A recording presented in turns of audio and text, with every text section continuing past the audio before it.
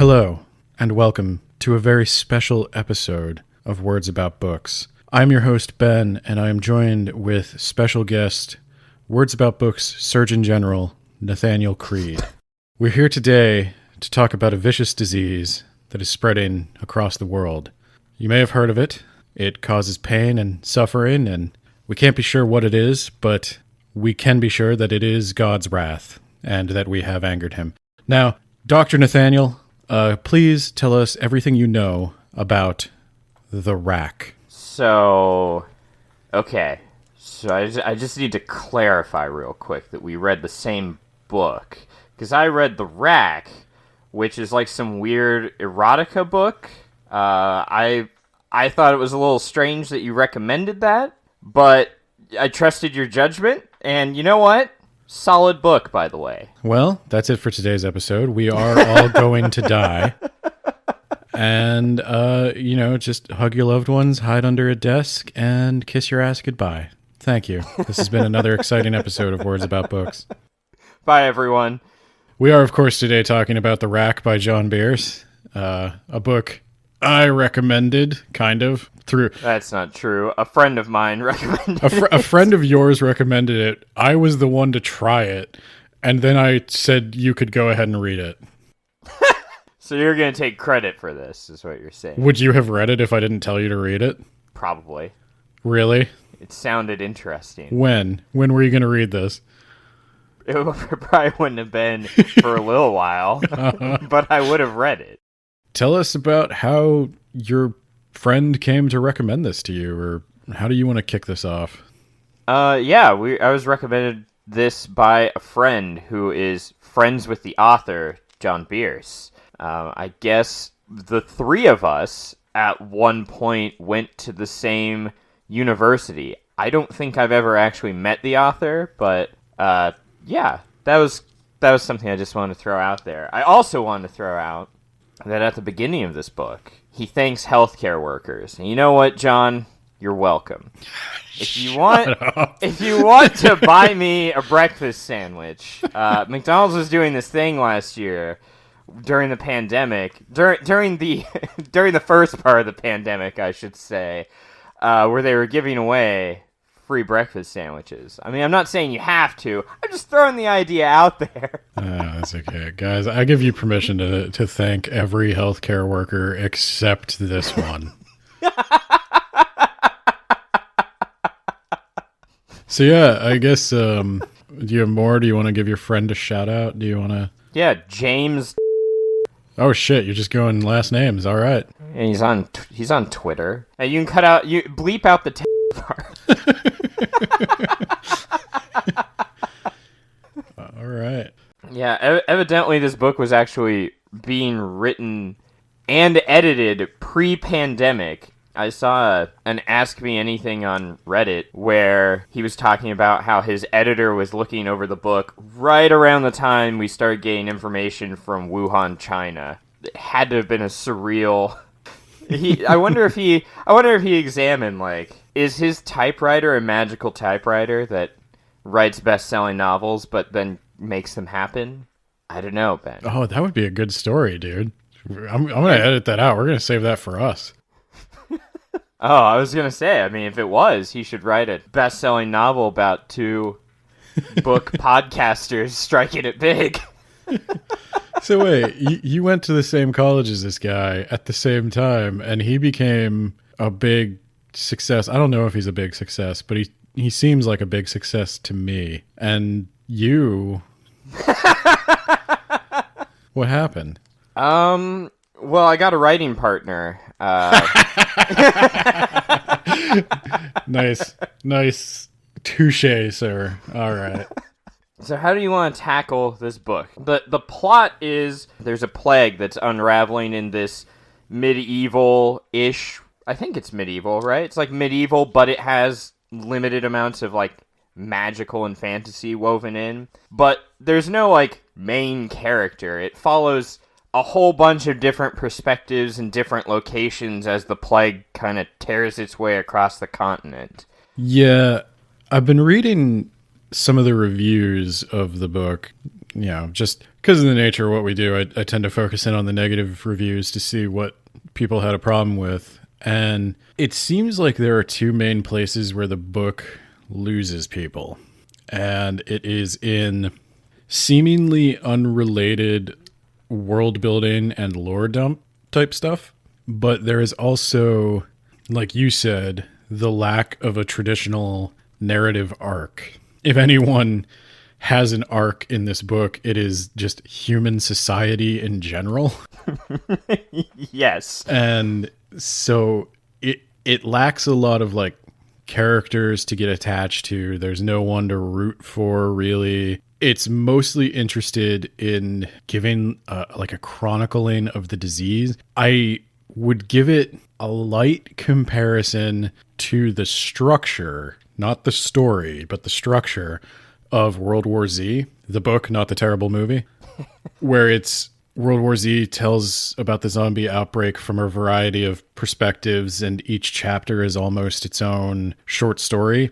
That's not quite how the Wrack plays out, because there are some characters we stay with for multiple chapters, particularly at the beginning and then at the end. The middle winds up being like a series of short story vignettes of different people at different places in this world. I think a lot of people were not expecting that. I know this is my first John Bierce book, and I'm pleased to say it won't be my last. Oh yeah, for sure. But it seems like his other big thing, the Mage Errant series, is some kind of magical academia thing where I think it is probably a little bit more traditional. And so I don't know if people expected something different from him and then got into it and were like, okay, you're throwing a lot at me way too quick.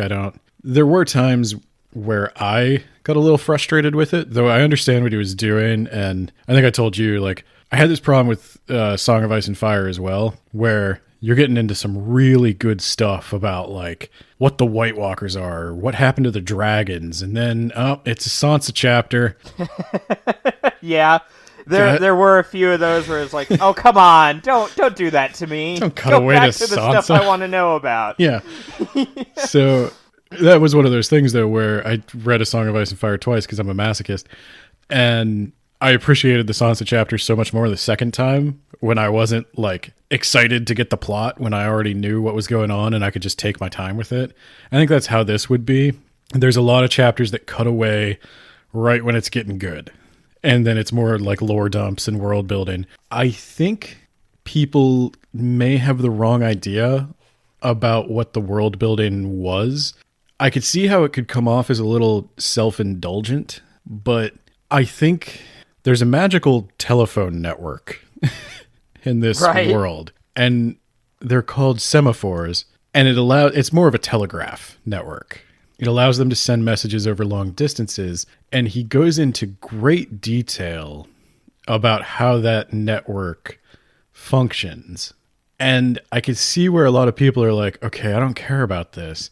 To me, it was interesting, A, because I like networks, and it functions very much like an actual communications network in the real world. I half expected the plague to be carried by the network somehow, and then something towards the end, like, I wasn't trying to say 5G caused COVID. That just kind of happened. Dude, we're going to get into that in just a few seconds because I do want to talk about that. But these communication networks play a pretty vital role in how humanity responds to this illness. And so he had to establish that up front. And there's no good way to do it. He had to do an info dump. And then as far as the other world building aspects go, I think he wanted to showcase how different cultures respond to crisis, and how, depending on the crisis, that can be better or worse for the culture. And so I don't think the world building was self-indulgent at all. I think it was a point he was making. Yeah, no, for sure you need to know about how this network works, and the fact that it even exists at all is important. I don't think it was just put there for the heck of it. Yeah, and I think the second thing that it's important to note is that there is magic in this world, as we just said with the network, but there's also the main form of magic, which is divination magic. There are seers, and the way seers work is that they remove one or sometimes both of their eyeballs, and Yep. they can carve gems of various kind, I guess, to the shape of an eyeball. They can put that in their empty eye socket, and that will allow them to see into the aether or the magic world. Different cultures have different names for it. Different cultures attribute. Gotta see. I liked that. I like that different cultures had different names for it, and it's usually based on their religion. I think that was a nice touch.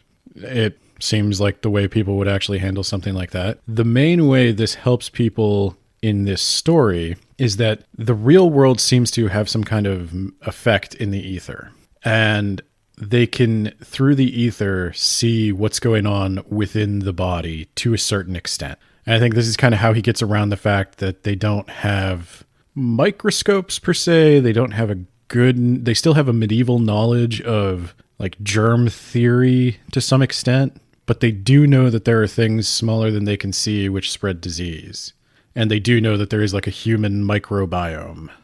Yeah, they just now got out of the idea that miasma, toxic air, caused disease, and that's still being debated by a sect of the medical community. I don't want to get into major spoilers quite yet.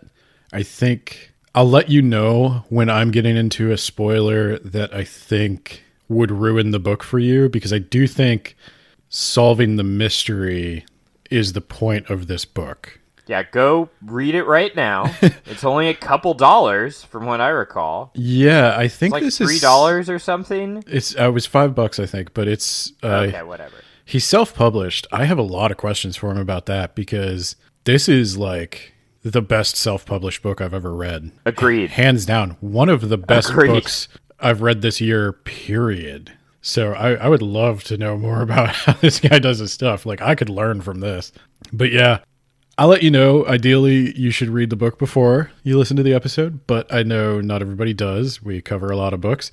So I'll let you know when I'm about to get too far. But all I will say right now is that I think the decision to tell this story in this world was brilliant, and it was actually enlightening for me. And I think this is the highest compliment I can pay a work of fiction. This actually made me realize some things about the real world.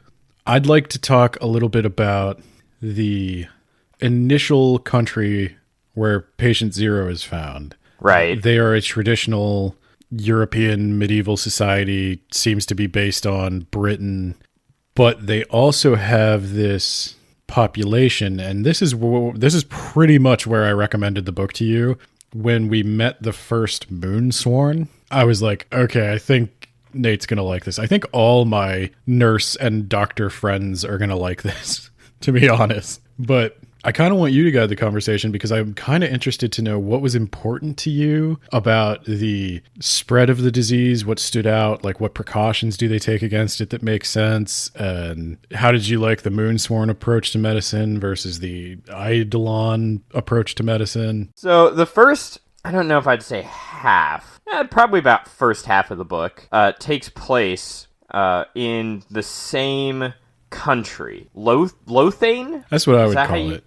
Okay. I don't normally like in fantasy to try to find one-to-one relationships with countries. We talked about this in Promise of Blood, but and also in the Poppy War. Yeah, the countries seem to be kind of arrayed north to south, but I kind of imagined it as like Europe and Asia flipped vertically, so that Lothane, which is like Britain, is in the utmost north, with maybe like an Icelandic, Nordic country above it. And yeah, there's definitely a country just north of them, and we never actually see their perspective. We only kind of know who they are. Yeah, and then the Gallicantans are like French to me. They have pretensions to empire, and they have a fancy, older culture. They're more technologically advanced. I thought that the Gallicantans were more like Rome, because they used to have a massive empire. They used to have like the whole continent and even parts of Oyansur? Oyansur? Yeah, whatever. Some middle country. There's also Jaredane? Yeah, Garridane doesn't really play much of a role. Except for the one chapter where they get Scotland. Scotlanded. But I was going to say the Moonsworn, Sunsworn are the ones I was really interested in, and they struck me as being almost like Golden Age of Islam. Oh, really? That's the vibe I was getting. For the longest time, I was thinking more like Jewish, except they had a homeland, like an empire. Their communities within other nations are very similar to the, like Jewish ghettos in medieval Europe, but their technological advancement seemed to me to be like Golden Age of Islam, where they are just head and shoulders above the rest of that part of the world. That's the vibe I got from the Sunsworn, Moonsworn, was that they were just enlightened more than the rest of the Westernish world at the time. I mean, they're not in the West in this, but they're Western culture. Do we need to lay any more groundwork? I'm sure it will come up. So let's start with Patient Zero. So there is a castle on the edge of this mist. And within this mist, monsters are born. It's some kind of magical mist. Nobody knows where it comes from, what it hides, but things come out of it, and they are scary. So the kingdom built a castle on the edge of this mist to protect the people from what's inside it. And one day, the third or fifth son of the king of Lothane. Yeah, he's the one who's also the warden of the mist. You gotta get his whole title in, Ben. Okay. And he is, this really popular guy. Everybody loves him. And he's this big fighting hero who protects the little people. And then one day he comes down with some sort of malady that drives him apparently absolutely insane. He's screeching in pain. People are trying to hold him down. His muscle spasms are so intense that he's breaking his own limbs. Then the local seer rides out immediately to see what's going on and seems to detect that he's been poisoned. And that's the ongoing theory. They're looking for an antidote. This is where we get introduced to the medical magic of the world. But it takes a turn when other people start screaming. And importantly, they don't find any poison in his food. What are your initial reactions to Patient Zero? What did you think of the doctor's initial diagnosis and treatments? Well, he didn't really have treatment because he was like, it was so far beyond him. He was just there.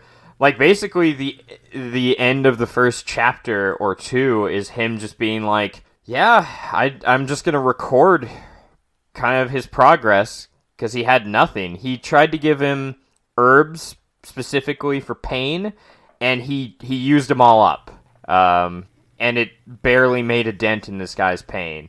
He's screaming, he's contorting, and it makes sense that they would assume poison. I think that happened a lot, really. It makes sense they assume poison. And then, yeah, more of the guards in the castle start getting it. And then when they're like, oh, crap, we got to contain this, by then it's too late and they start hearing screams coming from the town below.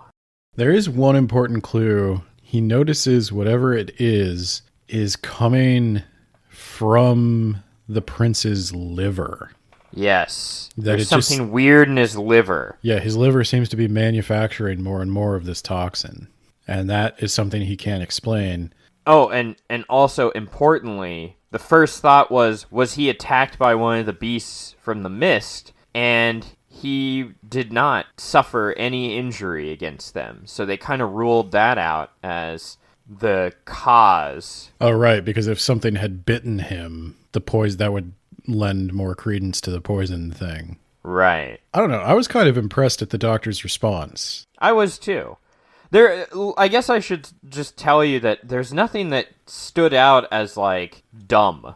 like, there's nothing that stood out as, like, there are enemy soldiers within firing distance of us trying to sap under our walls. What should we do? I wasn't ordered to shoot at them. Levels of, that doesn't make sense. There's nothing like that. Everything seemed plausible from the perspective of the character and the world. The addition of the Moonsworn to this world with a scientific method and the application of deductive instead of inductive reasoning with regard to the causes of illness keeps it on the level. Yeah, and they went through and they're like, we need to actually have clean drinking water. That's important. Miasma isn't a thing. Like, the Moonsworn really do help.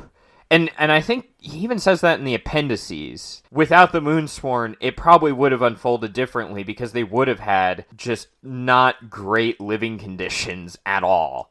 This guy did his homework, and I think that's what really shines through. Yes. There's so much research that went into this because even the little thought towards the miasma, like, you think, well, when somebody's sick, really sick, dying, the air around them is going to smell bad.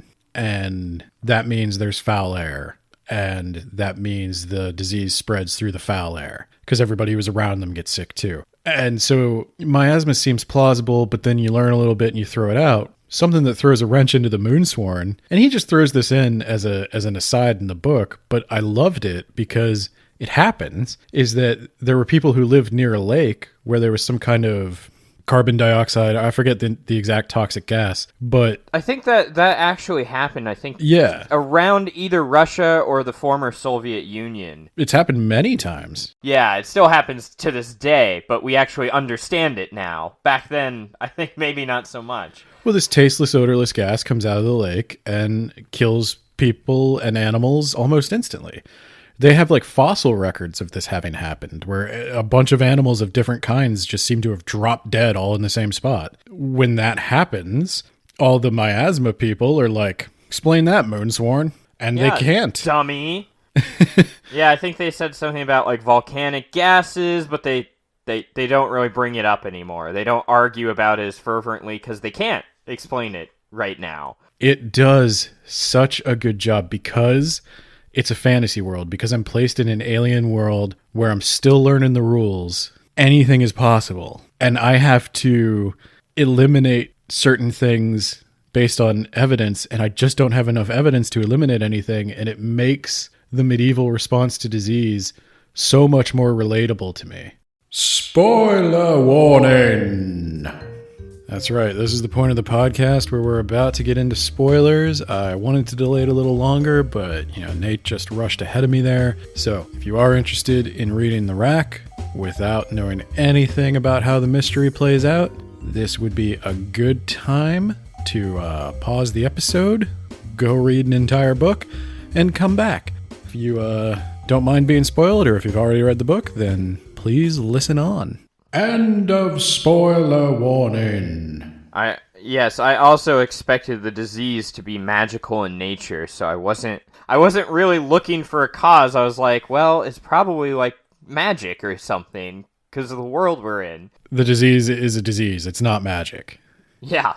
But there were times where I was waffling back and forth, and you see the people in the world waffle back and forth like, shit, what if it is magic? Even the Moonsworn, who are dedicated to deductive reasoning, they're like, shit, what if it's magic? Magic is a thing, right? Like, we know for a fact magic is a thing, so... Yeah, they actually do trace it, like, it did follow the river, so that's kind of weird, but, like, that doesn't explain every single case. A lot of people theorize that it follows the semaphore lines, that there's these powerful magical ley lines they use as telephone poles. And you texted that to me, and I was like, oh god, is this going to be like, it does follow the semaphore lines, and then he's going to be weirded out? The author, he's going to be weirded out when, like, everyone started blaming 5G for spreading COVID? I wonder if that was... Well, he couldn't have, because he wrote this before COVID. Yeah, I know. Well, that's why he'd be weirded out. Like, oh, my god. That's when he would look at his typewriter and go, is it magic? Well, there have been many conspiracy theories about living near power lines, living near phone towers, things like that. There's a whole group of people out there that are convinced that they're allergic to Wi-Fi. Yeah, there's actually a city in the US where it doesn't exist because of some government installation. It would like interfere with the installation. So people who have this alleged condition go there. Yeah, I mean, it's a thing, and you can kind of see like when you're put in the position of I don't know enough about the world. It gave me so much sympathy for people who lived during the Black Death because they know for a fact God is real and he cares about this world. And so this plague is happening. God must know. He's not stopping it. It must be his will. Yeah, and just like with the Black Death, the two major religions that we see both have an end of times like fable, and they're both wondering like, oh God, is this it? Is this the end time? Yeah. And well, I mean, we joke about that. We just joked about that with Count Zero. Everybody thinks the world's going to end. It is going to end. And everybody thinks it's going to end in their time because they're the most important person in the world. Wrong again, idiots. It gave me so much sympathy. Now, I want to be clear that the difference is that, like, if you're a 5G conspiracy theorist now or if you're an anti-vaxxer now, you have no excuse, really, because all the information you could ever want about microbiology and immunology and epidemiology, it's all out there for you. You just refuse to interact with it. You just have to get on your phone and Yeah. So, or go down to a library, crack a book, for God's sake. But I don't have a lot of sympathy for those people today. But back in the day. Is that a controversial statement to not have sympathy for them? No, but I have something I want to say, but I can't say it until we go deep into the spoilers and oh God, explain where the thing actually came from. Let's bounce forward then. So the disease spreads. It leaves this castle and it spreads throughout the kingdom of Lothane, eventually reaching the capital city where the king lives. And they have a nice little Edgar Allan Poe mask. Yes. Red mask of death. Yeah, that's what I was thinking. Yeah. The king decides, like, okay, we're going to all hole up inside the castle where the disease can't get us. And then while we're there, like, why don't we have a masquerade party? Yay! And that ends about as well as it did in Edgar Allan Poe's version. People start screaming, fall into the ground, convulsing. The seer in the castle, he also gets it, and we actually don't know if he survives or not because he's never mentioned again, but makes the observation that maybe an outside stressor is triggering the disease, which would be very strange for a disease. He sends that information to his moonsworn colleague, Yusef, and then he himself gets the disease, and when the nobles are like, we gotta get out of here, the townsfolk who heard about the masquerade party bar them in. Yep. I loved that. Yeah. I loved that. Yeah. Those guys. Absolutely. I'm gonna bleep you, but I don't want to, man. I'm right there with you.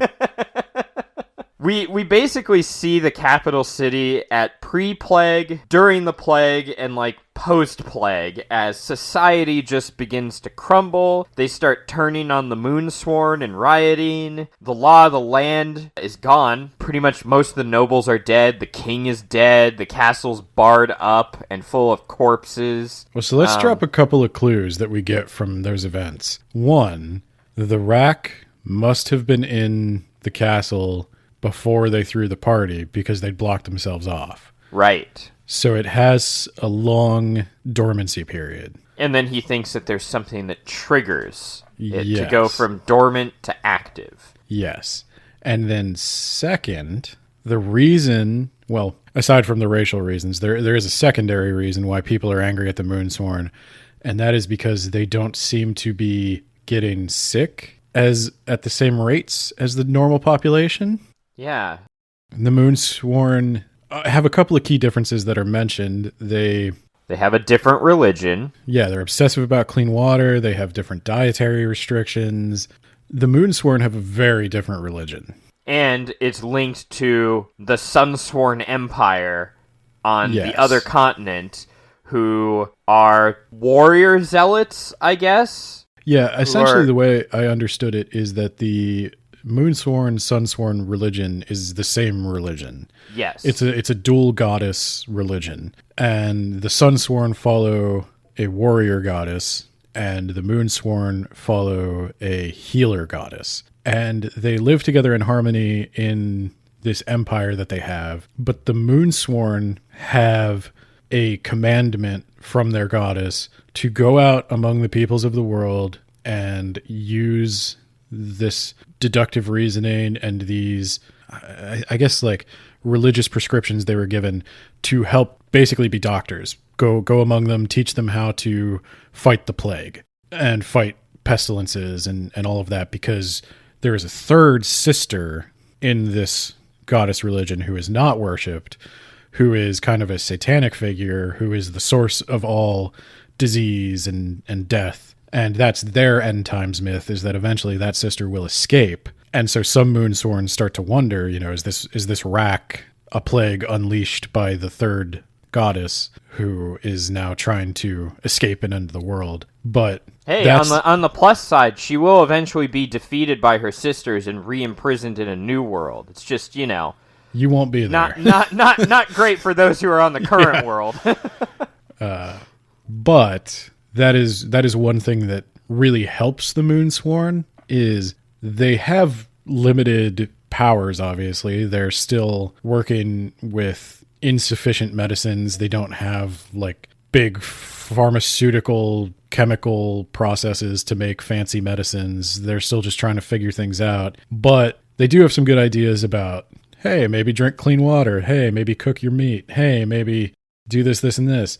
And they do go around and treat people for free. And so when the riots happen, there are a lot more people who don't want the Moonsworn dead that disagree. Yes, they're particularly loved by the lower classes, who don't really care if they are secretly Sunsworn agents or whatever, because they're treating them. Yeah.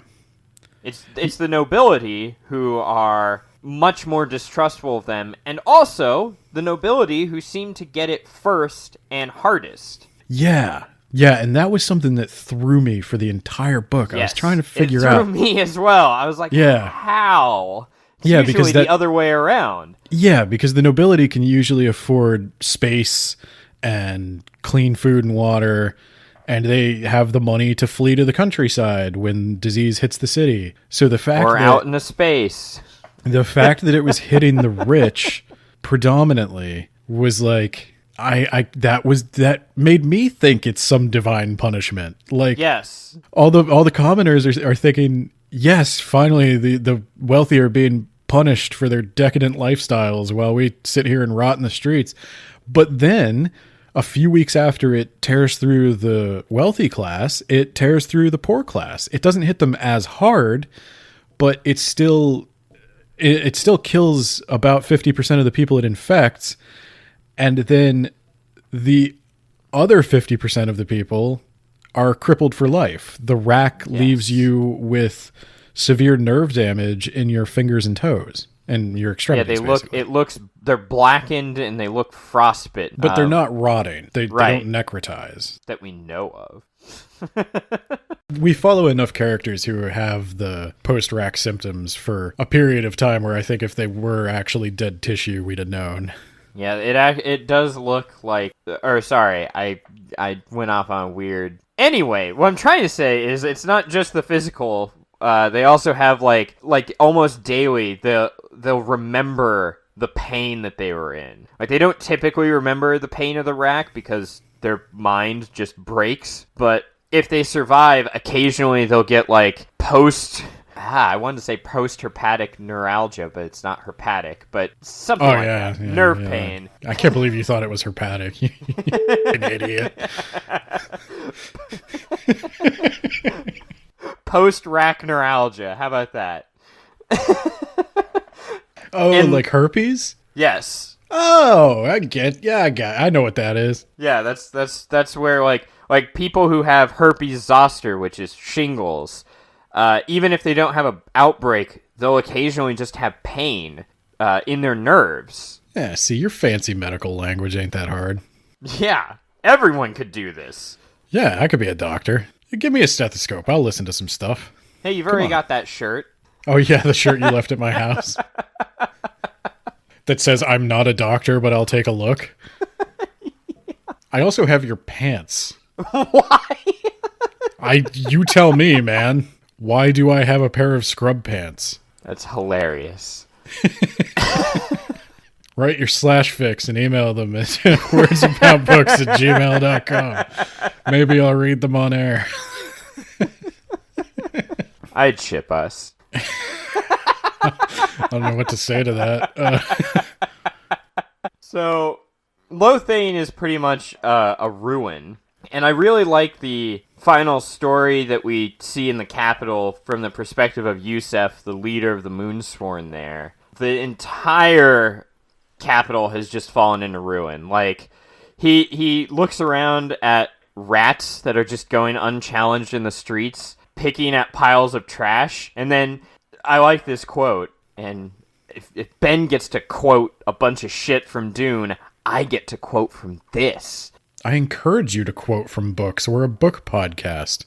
Yusef forced himself to look at the piles of trash, to count how many of them wore clothes and should be walking and laughing, and some ugly part of Yusef smiled deep within his chest at the thought that those piles of trash wouldn't be forming any more mobs. Yusef lost a son-in-law who he always thought was useless, but then he died heroically defending them against a mob of people who were trying to drive the Moonswarm out and or kill them. And just the stress and the almost post-apocalyptic situation has just broken this guy almost. You think some doctors can relate? And some nurses? Yeah. Yeah, I've treated COVID in every single setting except for the ICU. But I know enough people in the ICU and on the floor who are like exhausted, especially last year. My sister was an intern. She wasn't even a full nurse yet. Oh, and boy.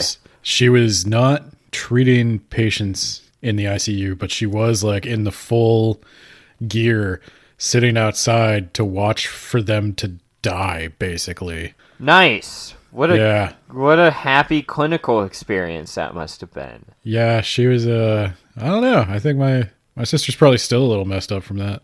Does she still want to do healthcare? She's working in a hospital right now. Okay, well that's good. Didn't break her faith at least. Well, she was way too far in that degree. We don't have that kind of money to just switch.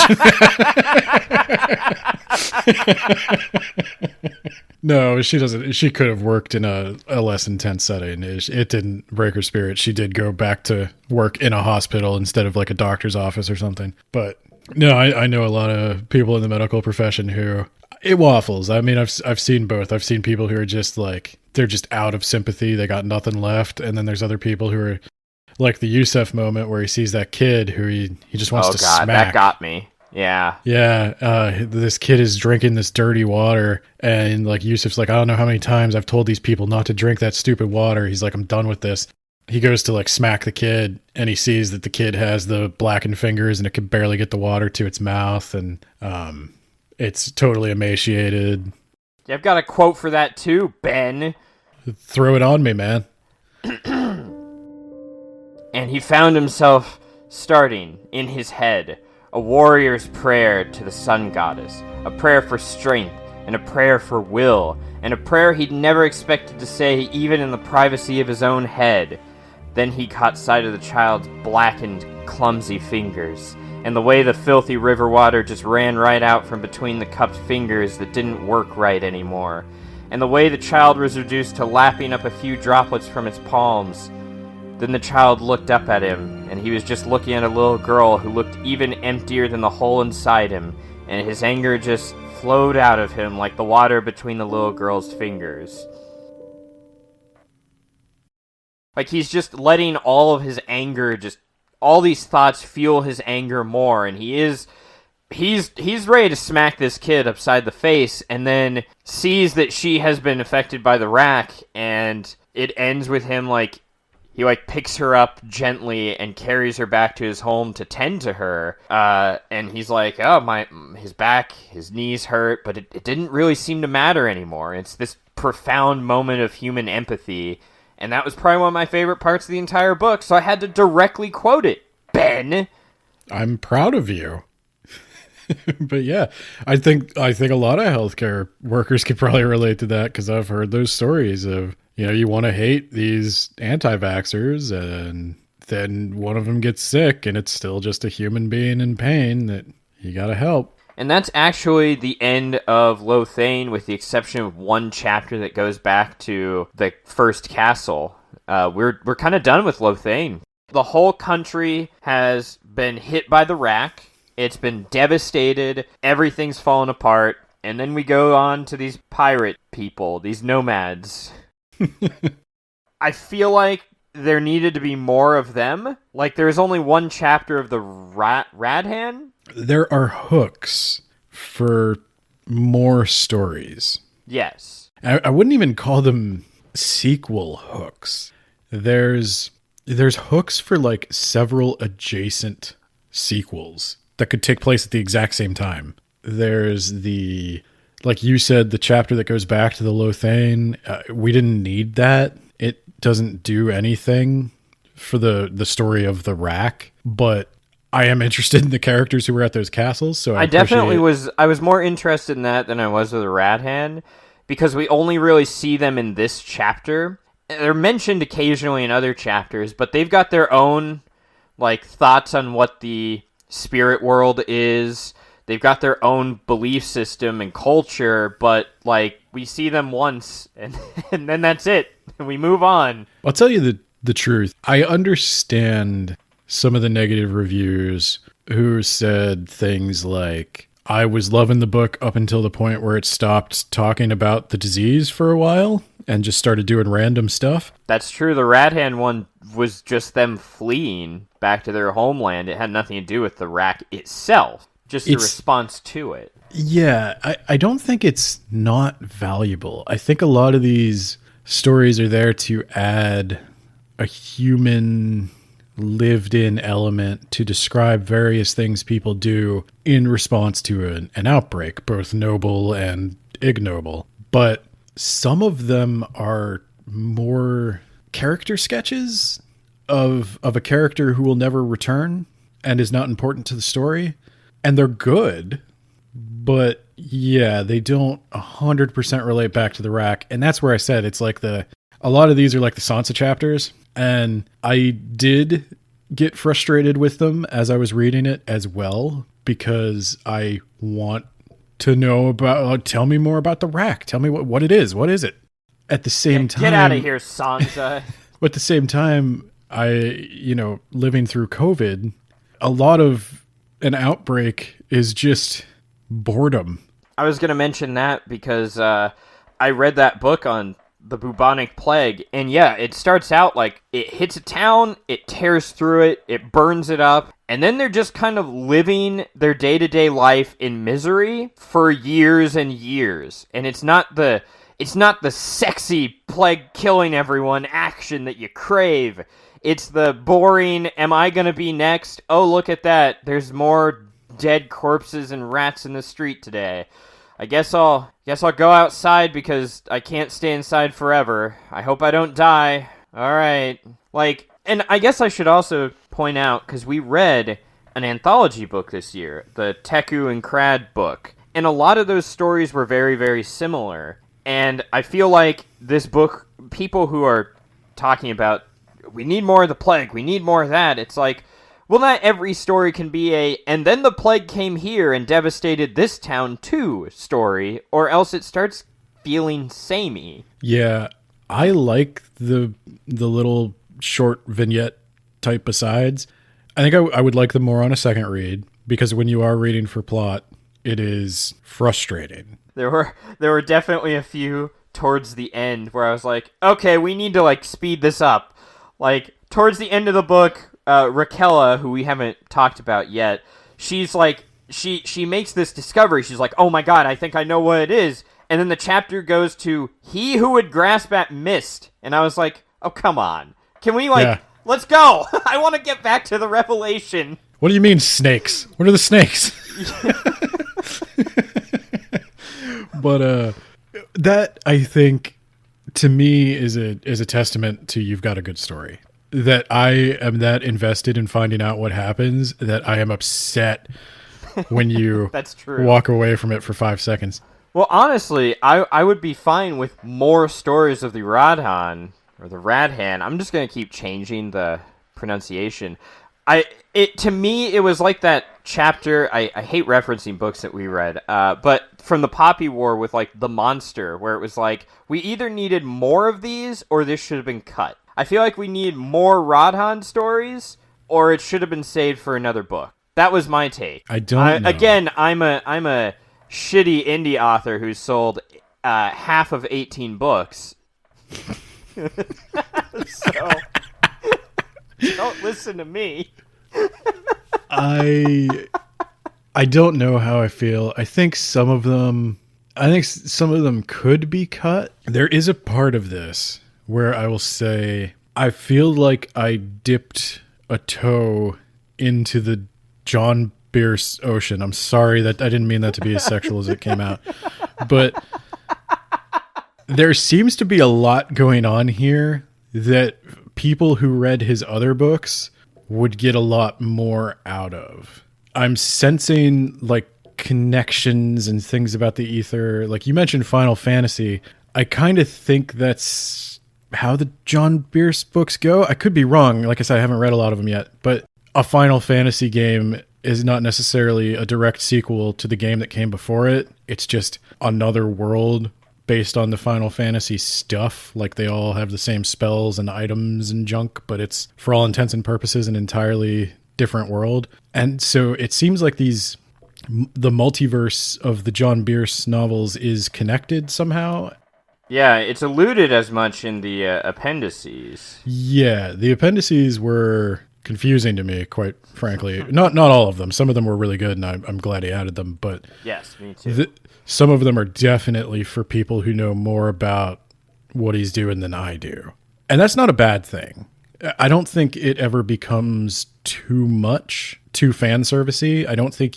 I gave this book 5 stars. I don't think you need to know anything about his other stuff to get a lot out of this. But there was some fluff. And the fluff was timed in such a way as to like leave you on a cliffhanger. And that was frustrating. And I can't use the defense of like sometimes a plague is boring because like with the Raquel thing, it did cut away midday and then return to her like 5 minutes later time wise. But I think you do just have to read a little patiently. I don't think that's a big sin I'm going to dock points for. Because like I said, he doesn't waste your time. Everything he's writing is good writing. All the short stories are good.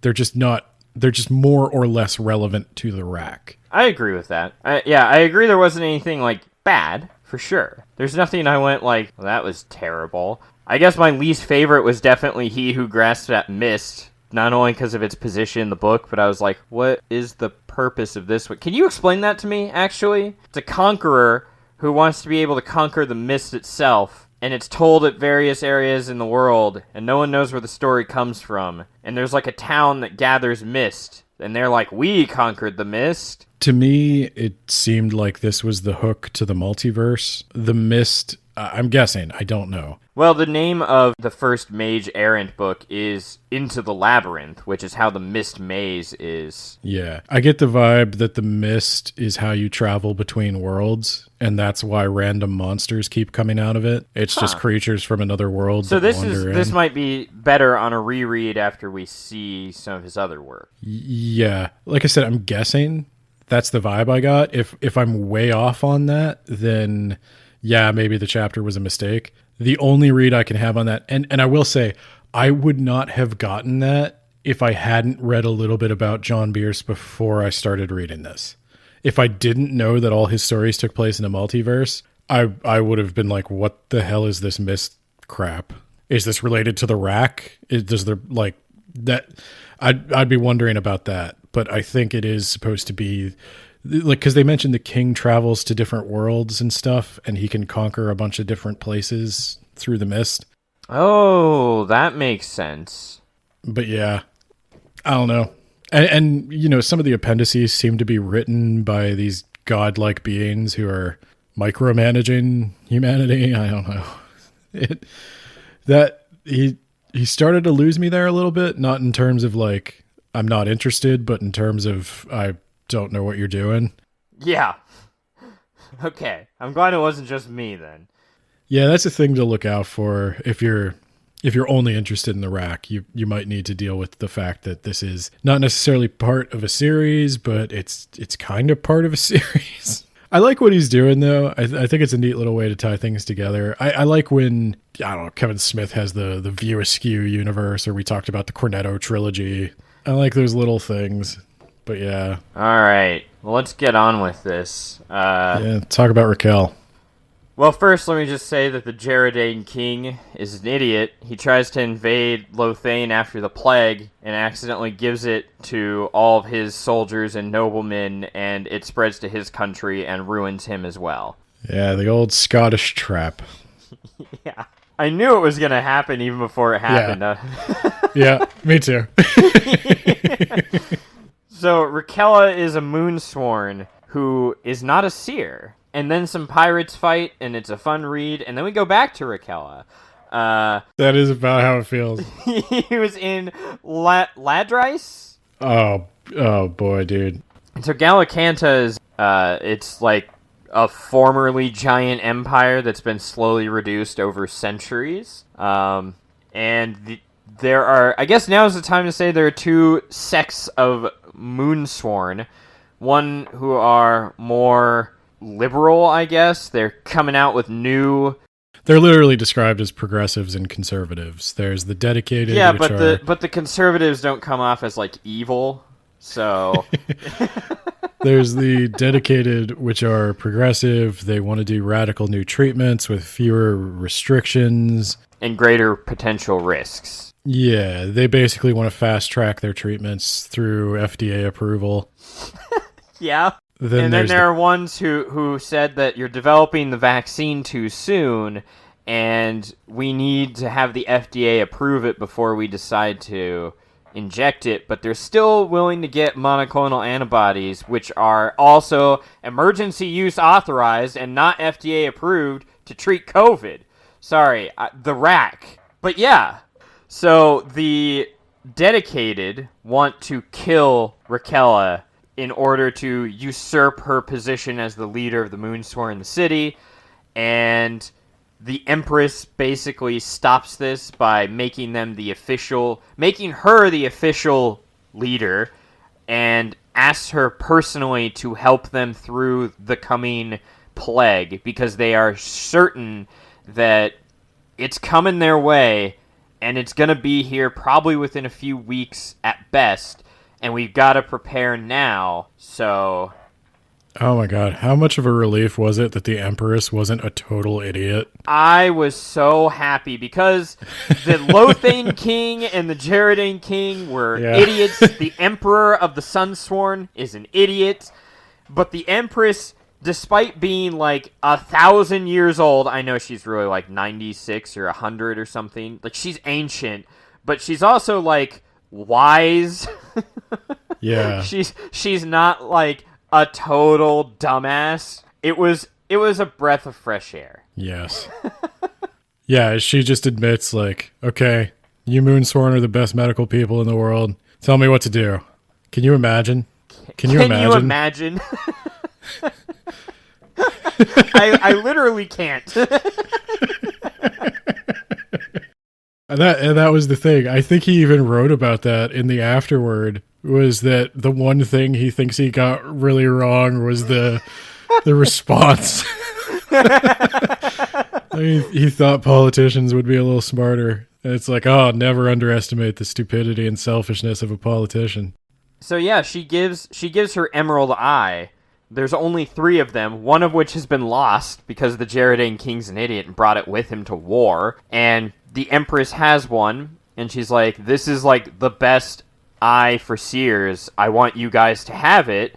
Obviously, I'm going to have guards on it at all times, but like, I want you guys to be able to use it to figure out the Wrack better. Basically, she's saying, I'm going to give you a huge grant. That's the modern day equivalent. I'm giving you a large grant to research this. Get to work right now. Well, and she does also, again, can you imagine? She orders all the industry in the city to start making medical supplies. Oh my God. What a utopia. Right? Again, yeah. Today's dystopia is tomorrow's utopia. That's what I wanted to call the Count Zero episode. You know, I used to think Tolkien was like overly pessimistic. I guess he was just super Catholic because, you know, the world ends pretty badly in Revelation. But Tolkien always talked about how all of human history is just the fighting of the long defeat. The fighting of the long defeat. Jesus. Yeah, and like you have victories and everything here and there, but it always gets worse. And eventually it ends in fire. And yeah, he's right. I mean, I don't know what else to say. You're not going to space. Look at me. Come closer. You're not going to space. You're not going to Mars. There's no Mars colony. You're going to die. You're going to die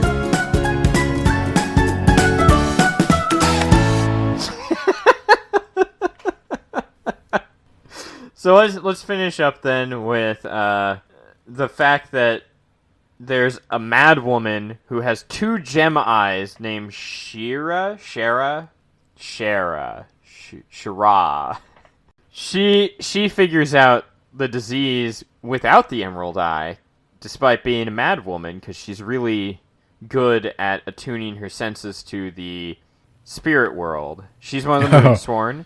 She figures it out because she's a mad woman. That's the kind of out-of-the-box thinking we need. Maybe if we just drink Lysol or huff it. No, we need to inject bleach. Oh, that's right. Yeah. What about those people that drink aquarium cleaner? I think they're dead. I think they're dead too. I think the wife maybe lived. But yeah. Yeah, that clue about snakes. I was like, oh, there's something there. Like, the mad woman says something. There's something there. There's something there. Anyway, the man who grasped at mist. Let's talk about he who would grasp at mist instead. No, let's not. So the disease is producing toxins in the liver, right? That's what we discovered. The disease is not a plague, but an organism of some kind. Yes, that was the snake thing. We see the venom, but where's the snake? And Shiva, Mecha Shiva. Now, she figures it out, and Raquella is following the same line of thinking that she is. Shira is going to train the other Moonsworn to be able to see it so that they can figure out who has it before it starts murdering people. We've developed the test kits. And then there's a map maker who thinks he figured it out and also is afraid of wide open spaces and people, I think.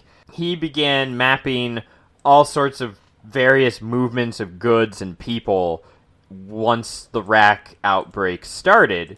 It is transmitted by the water, but primarily it's transmitted by cattle. It is, and they found it in the cattle in the city. The Sunsworn Emperor was dumping chemtrails in the water. Dumping chemtrails in the water.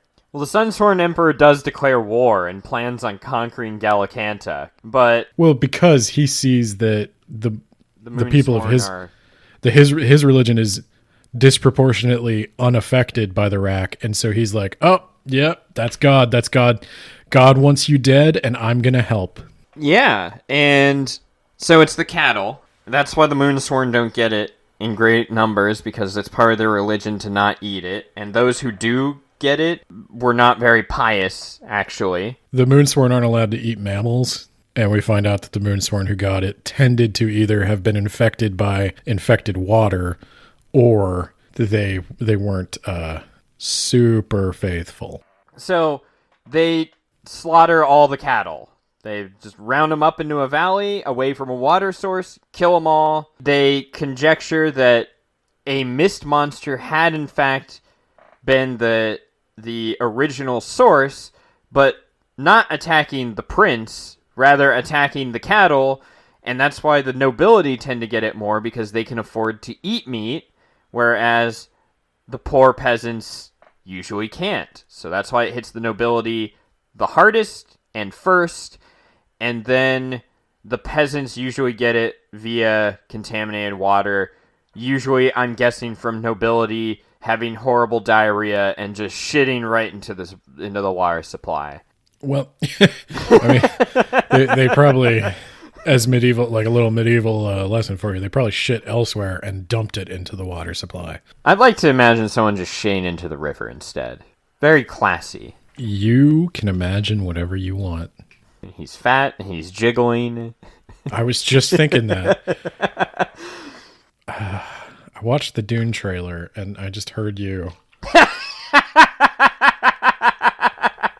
You want to do an overdub of the when the Dune Baron was trailer? coming out of that weird mud bath in the trailer, and I'm like, oh, god damn it. You ruined it for me.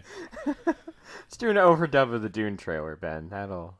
Alright, and so the the story ends with the Sunsworn are due to invade at any moment. Like, within the next 24 hours, they're going to make landfall.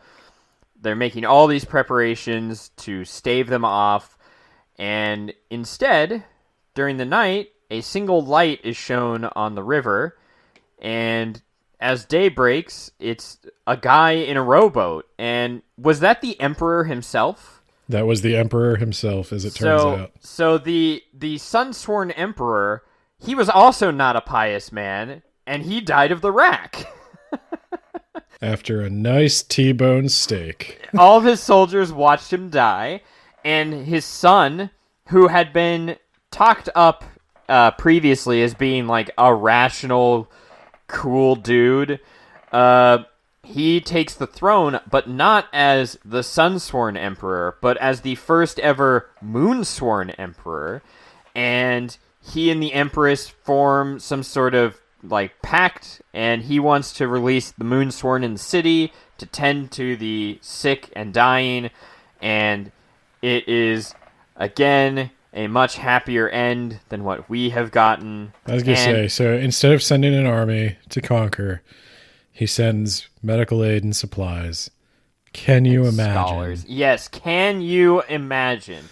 Honestly, what this book needed was another chapter of a guy yelling about my freedom, and he eats beef instead of killing it because he believed the Wrack was a hoax. Oh my god. Dude, if COVID was spread via cattle, you'd never get them to kill all the cattle. My freedom. To eat a hamburger full of Wrack. Oh. Do you want to talk about what the Wrack actually was? It was a parasite that released a neurotoxin that hides in your liver from your immune system. He has an appendix about exactly what the disease was. Does that hold up? Was it like medically sound? Yeah, nothing came off as like really, really stupid, so I think it'd hold up. I saw he had two epidemiologist beta readers, or two medical professional beta readers. I don't know if they were explicitly epidemiologists. That is a solid idea. You complained a lot about authors not doing their research. He had beta readers, he had an editor, and it was my favorite book I've read this year. Yeah, it was my favorite too. I was looking back at like, what did I read this year? And I'm like, oh. Yeah. Oh. Yeah, I think when Dark Force Rising ranks in your top 5 or even top 3, you know there's an issue. Yeah. I don't know about his other books, but I can tell you, like, this guy's doing everything right as a self-published author. I'm going to read some more of his stuff. I would really recommend The Wrack. If anything we've talked about sounds interesting to you, with the caveats we said of it's not a traditional narrative, I would recommend this 100%. Yeah, absolutely. You just have to tailor your expectations. You're not going to get a main character. If that's important to you, that's fine. I don't think there's anything wrong with liking those kinds of stories and not liking stories that don't have that. But Right. if you can be open to that, it's worth it. I don't know. There's not much more to say than great book. Go check it out. It's so refreshing to have a nice opinion. Right? I'm so glad we liked this one. All right, man. What are we reading next month? It's Dune Messiah. What are we reading next week? That's a good question. Do you want to talk about Witcher books, or do you have a thing with Scott planned, or do you want to do Halo Fall of Reach, baby? Scott and I will talk a little Greek mythology at the end of the month. Okay, so I'll put that down for August 29th. If you want, I think the people want it. We can talk about Halo Fall of Reach. Awesome. I'm slotting that in. Let's hit it now while the iron's hot. You've been talking about it anyway, so we might as well get something out of it. All right, guys. Well, as always, you can check us out on Twitter at WABpod. We've got a blog with additional show notes and commentary at blog.wordsaboutbooks.ninja. If you think we deserve something extra, you can give us a tip at buymeacoffee.com. Or buy me a breakfast sandwich. Do you want money or not? Fine. buymeacoffee.com/WABpod. You write in the note that it goes explicitly to Ben, and then then you don't have to tip Nate if you don't want to. And then if you like the show but you don't want to pay us anything, absolutely fine. Share us on social media. Let a friend know about the show. That'd be great. With that, I think we are ready to say good night. Au revoir.